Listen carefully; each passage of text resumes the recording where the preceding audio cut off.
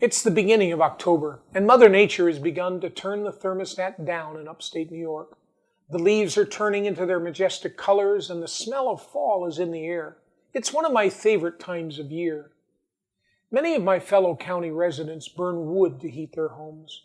While I don't count myself among them, I do love the process of cutting and splitting cordwood. Getting out into the woods and smelling that fresh fall air, mixed with a little gasoline and oil, is rejuvenating for me.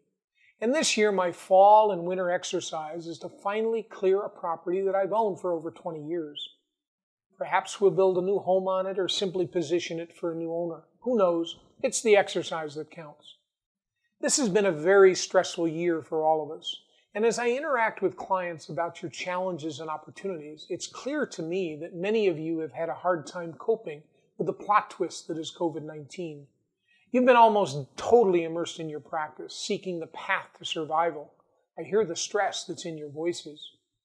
As I've thought about my upcoming immersion in woodcutting exercise, the words of Stephen Covey come to mind. Take time to sharpen the saw, he says in his bellwether book, 7 Habits of Highly Effective People. I know the challenge of working with a dull saw. The result is excessive strain on both the saw and the operator.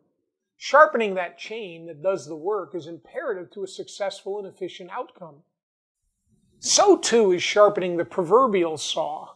Covey uses the analogy as it relates to taking the time to renew and refresh the 4 dimensions of our natures: physical, spiritual, mental, and emotional. He wants us to be more effective in our life's work by getting away from it. Just as with my chainsaw, if all we do is cut, it stands to reason that our outcomes will begin to diminish in quality and enjoyment. Coincidentally, just as I head into the woods to harvest for donations to family and the needy, it's also the time of year when I hone in on my thinking about what's next. What objectives should we have as a firm? What needs to be improved? What should we eliminate? How can we deliver on our mission in a more impactful way? My time away from my business allows my subconscious to work. This time is mission critical to my business and my personal success. You know this because it's often your morning shower when you have your most creative thoughts. Imagine what might occur if you took a weekend every quarter to immerse yourself in something that you truly love, other than work. So as the hassles and stresses of morphing your practice to accommodate this new world order called pandemic quiet down, and your very survival is likely no longer in question, I encourage you to take the time to sharpen your proverbial saw. You'll do more for your practice and your life on the golf course, tennis court, or on a fishing trip than you ever will staring at another patient, analyzing your P&L, or negotiating with a vendor.